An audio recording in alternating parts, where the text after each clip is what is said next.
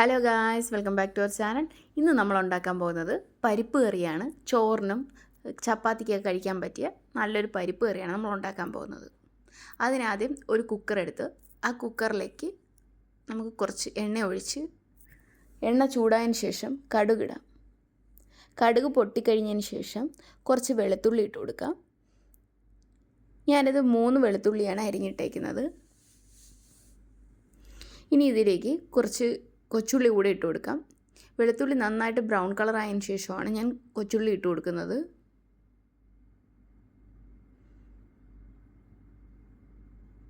ഞാനൊരു 3 കൊച്ചുള്ളിയാണ് എടുത്തേക്കുന്നത്. ഇനി ഇതിലേക്ക് 2 വറ്റൽമുളക് കട്ട് ചെയ്തിട്ട് കൊടുക്കാം.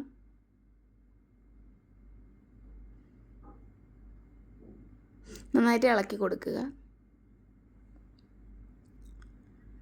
ഇപ്പം നന്നായിട്ട് ബ്രൗൺ കളർ ആയിട്ടുണ്ടെല്ലാം. ഇനി നമുക്കിതിലേക്ക് നമ്മുടെ പരിപ്പിട്ട് കൊടുക്കാം. ഈ പരിപ്പിന് ഞങ്ങളവിടെയൊക്കെ പറയുന്നത് തോരൻ പരിപ്പെന്നാണ്. അപ്പം അതിട്ട് കൊടുത്തു. ഇനി ഇതിലേക്ക് കുറച്ച് തക്കാളിയും കുറച്ച് സവാളയും അരിഞ്ഞിട്ട് കൊടുക്കണം. ഞാനിപ്പോൾ ഇതിനകത്തേക്ക് പകുതി തക്കാളിയും പകുതി സവാളയാണ് ചേർത്തേക്കുന്നത്.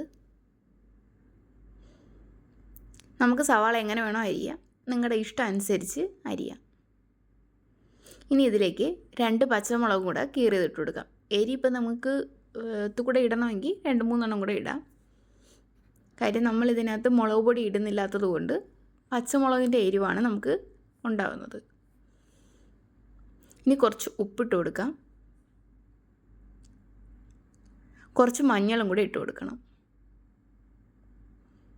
മഞ്ഞൾപ്പൊടി ഇട്ടതിന് ശേഷം നന്നായിട്ട് ഇളക്കുക.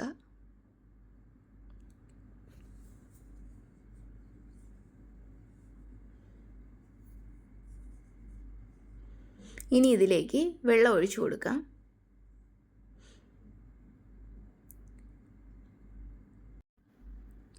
നമ്മുടെ ഇപ്പോൾ പരിപ്പ് മുങ്ങി നിൽക്കുകയാണ് ഞാൻ വെള്ളം ഒഴിച്ചിട്ടുള്ളത്. അപ്പോൾ നിങ്ങൾക്ക് നല്ല കറിയായിട്ട് വേണമെങ്കിൽ കുറച്ചും കൂടെ വെള്ളം ഒഴിക്കാം. എന്നിട്ട് 2 വിസിൽ കേൾപ്പിക്കാം. അത് കഴിഞ്ഞിട്ട് കുറച്ചും കൂടെ കഴിഞ്ഞ് ആ വിസിലെല്ലാം പോയതിന് ശേഷം ആവിയൊക്കെ മാറിയതിന് ശേഷം മാത്രം അത് തുറന്നാൽ മതി. ഇപ്പോൾ ഇതിൻ്റെ ആവിയെല്ലാം പോയിട്ടുണ്ട്. ഇനി ഇതിലേക്ക് കുറച്ച് മല്ലിയില കൂടെ ഇട്ട് കൊടുക്കാം. നമ്മുടെ കറി ഈ കൺസിസ്റ്റൻസിയിലാണ് കിട്ടുന്നത്. നമുക്ക് ഇത്തുകൂടെ വെള്ളം വേണമെങ്കിൽ അതിൽ ഒഴിച്ചു കൊടുക്കാം. വെള്ളം ഒഴിക്കുകയാണെങ്കിൽ കുറച്ചും കൂടെ തിളപ്പിച്ചതിന് ശേഷം ഇറക്കുക.